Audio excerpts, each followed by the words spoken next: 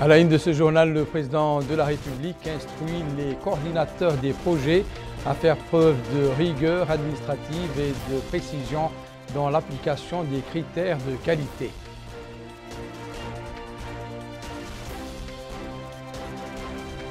Notre pays et l'Algérie signent 2 mémorandums d'entente et un protocole d'accord dans les domaines de l'énergie et des mines.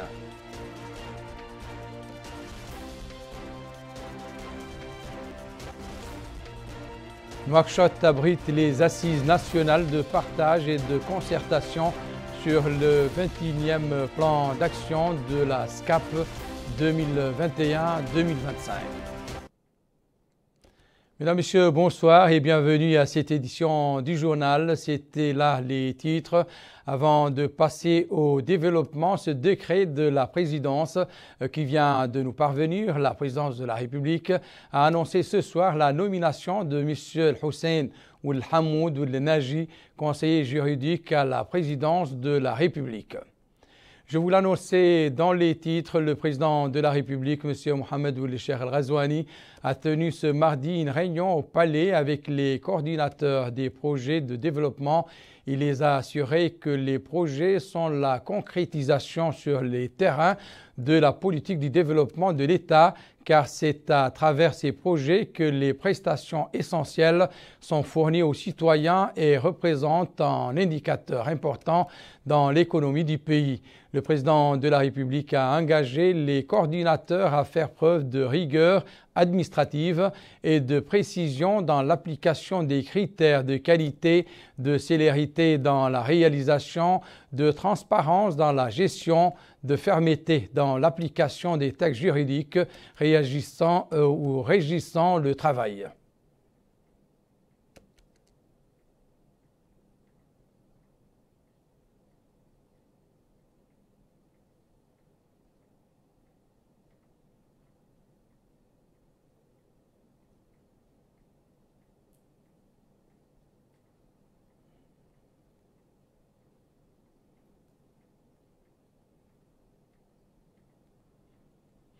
L'Assemblée nationale a adopté ce mardi en séance plénière le projet de loi autorisant la ratification de l'accord portant création du Fonds de solidarité africaine et ses aménagements subséquents. Le gouvernement a été représenté à cette séance pour défendre ce projet de loi par le ministre des Affaires économiques et de la promotion des secteurs productifs, Abdoulaye Damaba. Au menu de cette séance plénière tenue sous la présidence du président de l'Assemblée nationale, Cheikh Ould Bahia, l'examen du projet de loi 2210 autorisant la ratification de l'accord portant création du Fonds de solidarité africaine signé le 21 décembre 1976. Le gouvernement était représenté à cette séance plénière par le ministre des Affaires économiques et de la promotion des secteurs productifs, Ousmane Mahmoudou Kane. Il a affirmé que le Fonds de solidarité africaine est un mécanisme permettant de faciliter l'accès au financement à l'aide des garanties. Il a en outre indiqué que 14 pays africains sont membres de ce fonds de solidarité. L'adhésion de notre pays, souligne-t-il, va permettre de mobiliser d'importants fonds pour financer le développement en luttant contre la pauvreté et accompagner davantage les entrepreneurs. Les parlementaires ont tour à tour mis en avant l'importance de ce projet de loi, particulièrement dans le cadre du financement des PME. Les députés ont aussi plaidé pour la lutte contre la corruption et une gestion harmonieuse de ces fonds. Ils ont par ailleurs demandé au secteur privé de s'organiser pour mieux contribuer à l'essor économique du pays. Ils ont enfin adopté ce projet de loi. Restons encore un peu à l'Assemblée nationale dont la commission des comptes était aujourd'hui en conclave pour élaborer son rapport pour les années 2020-2021. Le député Abdeselam Ould Harma a indiqué à cette occasion que la réunion a été, ou du moins été consacrée à la répartition des missions entre les membres et les préparatifs d'une nouvelle réunion pour présenter les grandes lignes du rapport général de la Commission.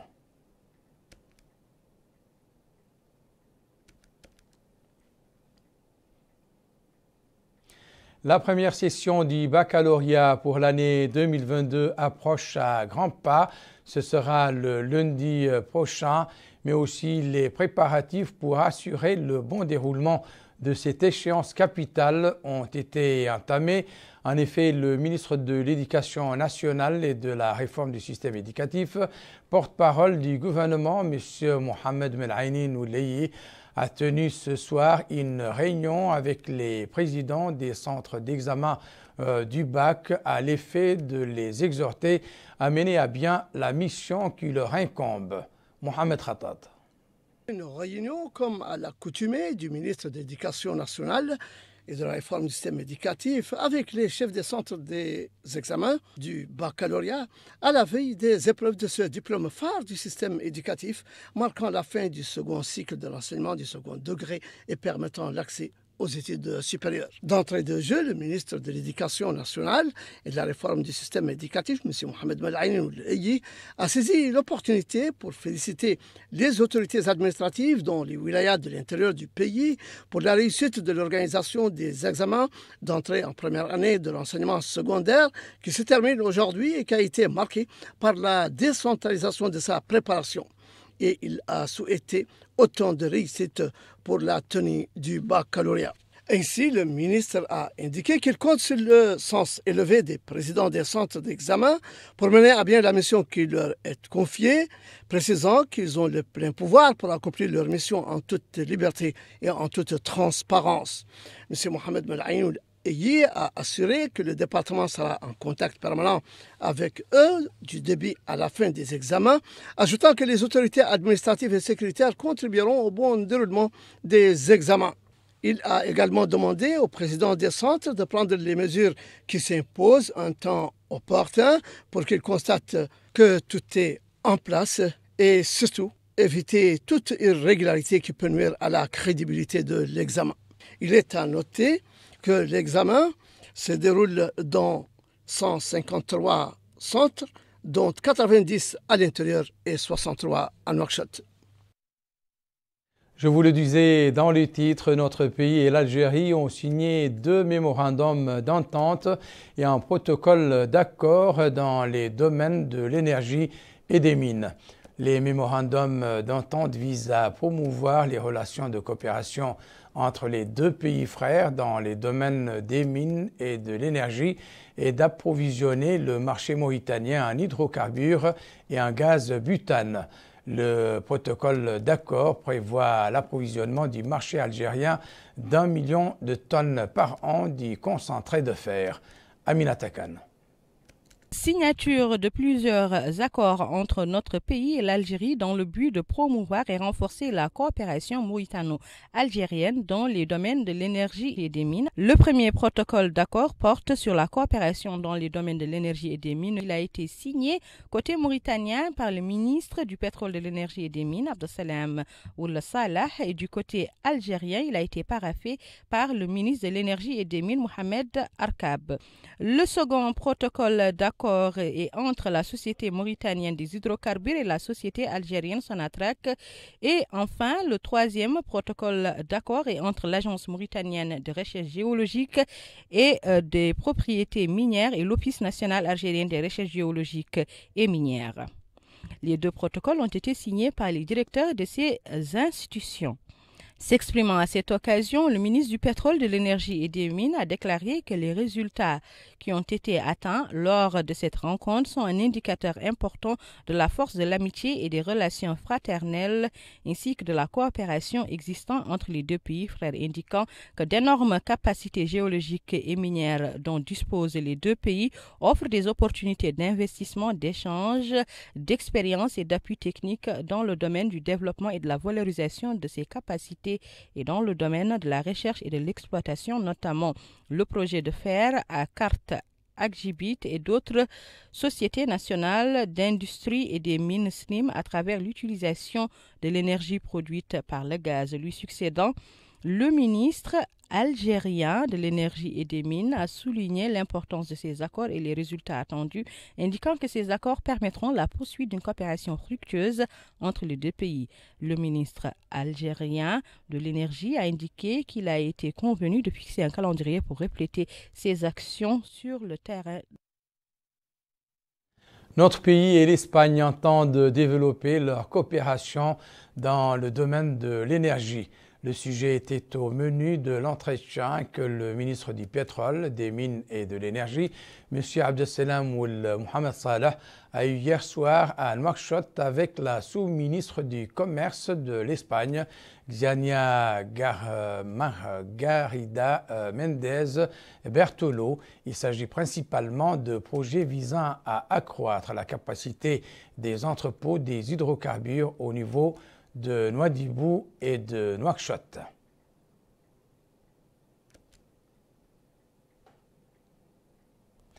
L'actualité chez nous était par ailleurs marquée ce jour par le démarrage des assises nationales de partage et de concertation sur le deuxième plan d'action de la stratégie de croissance accélérée et de prospérité partagée 2021-2025.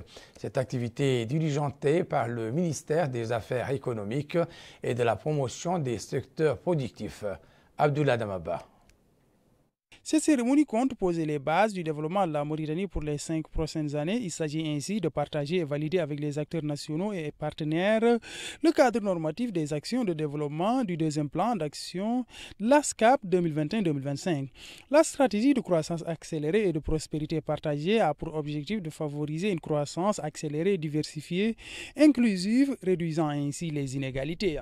Afin de parvenir à cet objectif, sont retenus 3 leviers convergents qui correspondent aux objectifs stratégiques. 1. La promotion d'une croissance forte, durable et inclusive en créant les conditions d'une telle croissance économique à travers des transformations structurelles de l'économie et de la société.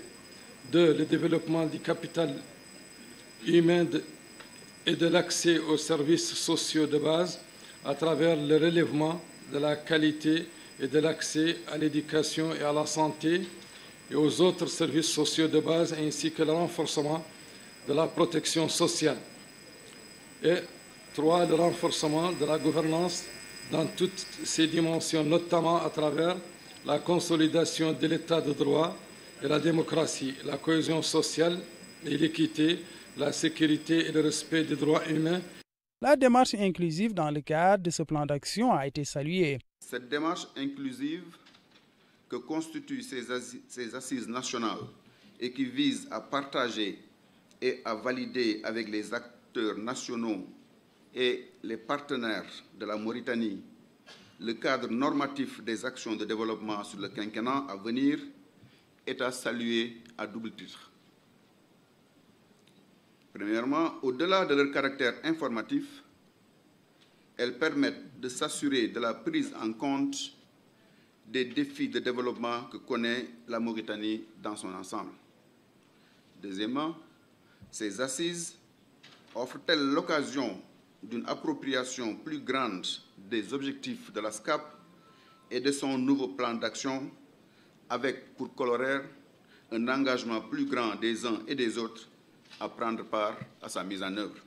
Plusieurs exposés se rapportant au plan d'action et à la mise en œuvre du deuxième plan d'action de la SCAP ont été présentés au cours de ces rencontres. Ainsi, les objectifs de développement à l'aide de ce plan ont été mis en avant. La Somelec et l'Union du patronat mauritanien conjuguent leurs efforts pour trouver des solutions au phénomène récurrent des délestages. Les deux parties se sont retrouvées aujourd'hui au siège de la Somelec, notamment le président du patronat et le directeur général de la Somelec. Tous deux ont discuté des problèmes liés aux coupures récentes d'électricité ainsi que les voies et moyens permettant de garantir la continuité de ces services au niveau des industries. Aminata Khan. Les perturbations de la couverture électrique de la semaine dernière ont été au menu des discussions de cette rencontre qui a réuni le président de l'Union nationale du patronat mauritanien et le directeur général de la Somelec. Sur place, le président de l'Union nationale du patronat mauritanien, Mohamed Zein Abidine Ould Cheikh Ahmed, a indiqué qu'ils sont venus pour avoir des explications claires et précises sur les coupures intempestives qui ont secoué la ville de Nouakchott la semaine dernière et qui ont eu des répercussions sur les industries à Nouakchott, notamment à l'industrie de poissonnerie située au PK 18. indiquant que le directeur leur a fourni des explications claires et précises sur les causes, mais également sur les solutions trouvées pour alléger ces coupures. Il a également indiqué dans ce sillage qu'une commission sera mise en place entre la Fédération nationale de la pêche et la direction de la Somelec qui débutera le travail dès demain. Au sujet du démarrage très prochain des activités de pêche à Nouadhibou, le président de l'Union nationale du patronat mauritanien, Mohamed Zein Abidine Cheikh Ahmed, a indiqué que le directeur général de la Somelec s'est engagé à remplir toutes les conditions pour éviter d'éventuelles coupures d'électricité. Lui succédant, le directeur général de la Société mauritanienne d'électricité, Cheikh Ould Abdallahi Ould Bedji, a affirmé que toutes les stations et réseaux de la société fonctionnent de manière constante et s'améliorent. Le but de ces explications, dira-t-il, est de rétablir et de renouveler la confiance entre le citoyen et le client et de rétablir la crédibilité entre les parties. Le directeur a appelé les citoyens à adopter des réflexes de rationalisation de l'énergie dans ces conditions marquées par de fortes perturbations au niveau du marché international des produits pétroliers en conjonction avec la période de pointe de la consommation au niveau national. Nous allons à présent parler de la pêche. Le secteur est sur le point d'accueillir une nouvelle corporation. Il s'agit du réseau des femmes pêcheuses en Mauritanie. La constitution de ce réseau faisait ce matin l'objet d'un atelier organisé par Mauritanie 2000 et l'Office des ressources animales de l'Union africaine. La directrice de l'organisation Mauritanie 2000 s'appelle Nedoua Mourtarnesh. Elle a indiqué que l'atelier s'inscrit dans le cadre de la contribution des femmes mauritaniennes au secteur de la pêche maritime, car l'atelier regroupe des femmes travaillant dans le domaine de la pêche de par tout le pays.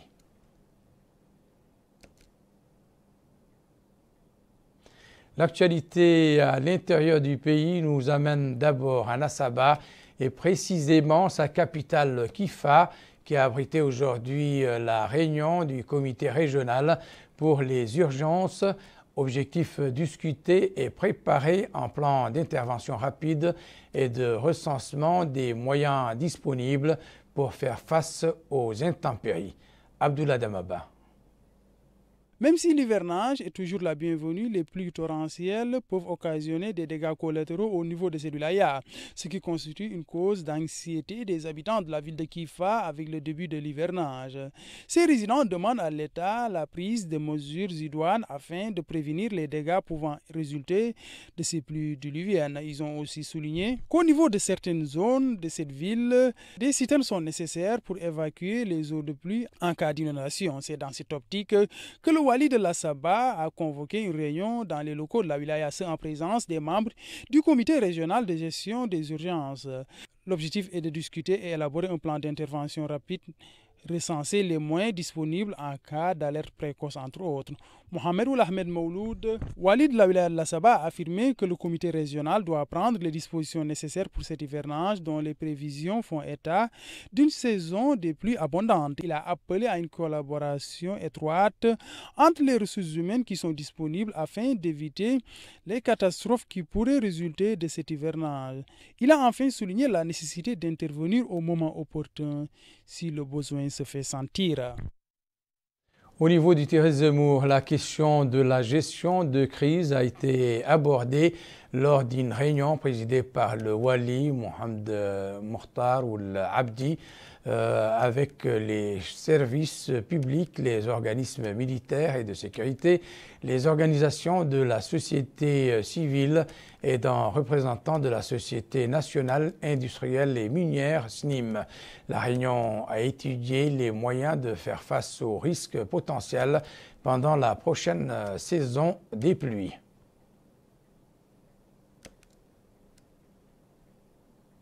Nous basculons vers Osso où le Wali di Trarza a achevé une mission dans la Mourata de Méderdra au cours de laquelle il s'est informé sur la nature des problèmes posés aux citoyens dans cet espace. Mohamed Khatad. Ce sont des visites de terrain dans les Muqata'a, arrondissements et communes de la Wilaya, pour s'enquérir de la situation des populations que vient d'effectuer le Wali de Trarza, M. Mrabi Rabou El-Abidine, dans le souci de constater de visu les conditions de vie des citoyens et diagnostiquer l'ensemble des problèmes qui se posent à eux. Ici, à Mederdra, le maire de Taguilalut et ses résidents ont évoqué les problèmes de désenclavement, des réseaux de communication, d'augmentation des quantités d'aliments de bétail destinés aux éleveurs, d'extension des réseaux électriques, des boutiques ML d'approvisionnement en vivres et autres sujets relatifs à la santé et à l'éducation.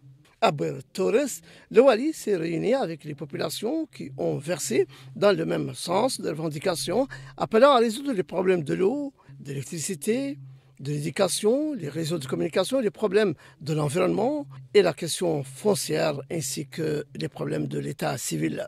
À Tigunt, dernière étape de cette tournée, les populations ont demandé aux autorités locales de préserver la cohésion sociale, son unité et sa sécurité et ont soulevé certaines réformes portant sur le développement local, les lotissements urbains, l'eau, l'éducation et la santé. Au cours de la réunion, le Wali a répondu aux questions des populations et a affirmé sa volonté de trouver des solutions aux problèmes évoqués dans le but d'améliorer leurs conditions de vie.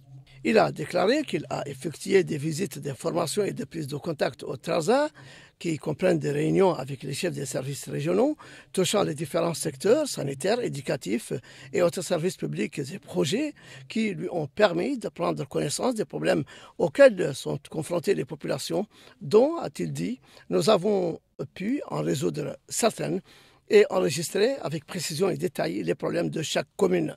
Ce diagnostic, poursuit le Wali, nous permet d'avoir une banque de données qui servira de feuille de route pour notre action et nous essayerons avec les secteurs concernés de les solutionner définitivement. C'est dire que ces visites ne manqueront pas d'apporter les solutions attendues, atténuant ainsi les souffrances des populations dans la wilaya du Trarza.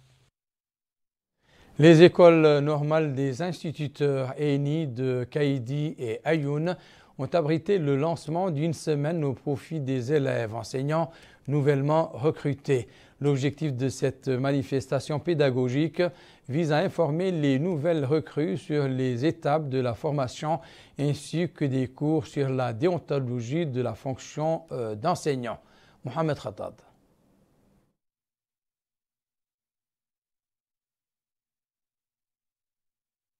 À peine l'année scolaire s'est-elle terminée ou presque, voilà déjà lancée la semaine d'accueil des élèves enseignants nouvellement recrutés dans les écoles nationales des instituteurs. Ici, c'est le Wali du Gorgol, M. Ahmed Naoussi Debbe, qui supervise à l'ENI de Kaïdi le lancement de cette semaine pédagogique au profit des élèves enseignants, affirmant que c'est l'occasion pour eux de prendre connaissance des responsabilités qui les attendent dans cette formation de base qui va leur permettre de jouer un rôle central dans la mise en place de l'école primaire. Cette semaine, a-t-il dit, à l'adresse des élèves enseignants, sera chargée d'activités dont l'évaluation personnelle, la définition des projets personnels, une rencontre avec une personne ressource de grande expérience dans le domaine de l'enseignement pour vous briefer sur la profession et ses missions dans le but de vous guider vers la réussite dans vos fonctions. Les élèves enseignants ont suivi des exposés présentés par des inspecteurs, saluant au passage le contenu des conférences qui augurent de la qualité de la formation. Il est à noter que cette promotion compte 42 élèves pour la filière en arabe et 8 pour la filière en français. À l'École nationale des instituteurs d'Ayoun, c'est également le lancement de cette semaine d'accueil des élèves enseignants qui est supervisé par le Wali Moussaïd du Hod al-Gharbi, M. Bali Abdelrahman, qui s'est déclaré heureux d'accueillir cette promotion appelée à renforcer les staffs pédagogiques pour former les cadres de demain.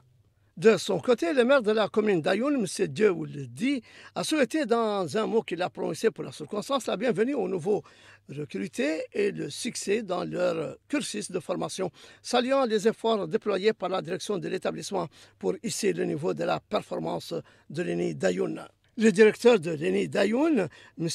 Mohamed Boubacar Oul-Khatri, a quant à lui souligné que la présente promotion a été recrutée conformément à la nouvelle réforme du système éducatif qui adopte une approche privilégiant la qualité au nombre.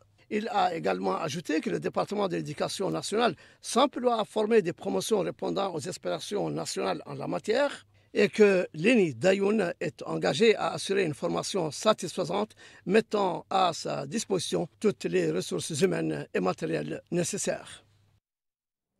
La même semaine a été lancée à Attar à l'occasion de l'arrivée de la nouvelle promotion, la deuxième de la nouvelle réforme adoptée désormais dans les ENI. Mamadou Gueye.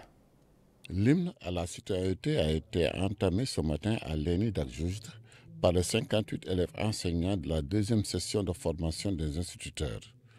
En effet, arriver à une école républicaine conforme aux engagements du président de la République suppose d'abord un bon renforcement des capacités du corps enseignant, la mise à niveau qui tient compte de nos besoins et de nos réalités socioculturelles et qui s'appuie sur les méthodes modernes d'enseignement dans l'éducation nationale.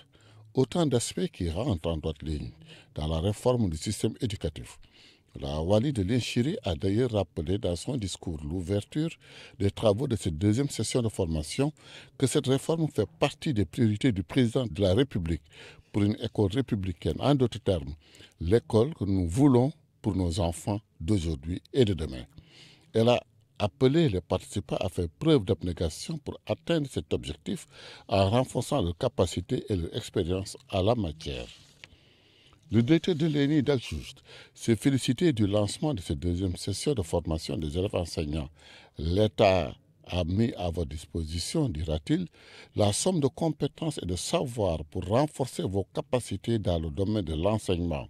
Son objectif est de rehausser le niveau de l'enseignant dans le système éducatif et obtenir des résultats probants qui permettront l'émergence d'une nouvelle école républicaine que nous voulons ou que nous rêvons tous. Plusieurs experts du système éducatif encadrent la formation de ces élèves enseignants pour que l'accès à l'éducation ne soit plus un rêve, mais une réalité qui rassemble tous les citoyens. Le rappel à présent des principaux titres de cette édition. Le président de la République instruit les coordinateurs des projets à faire preuve de rigueur administrative et de précision dans l'application des critères de qualité. Notre pays et l'Algérie signent 2 mémorandums d'entente et un protocole d'accord dans les domaines de l'énergie et des mines.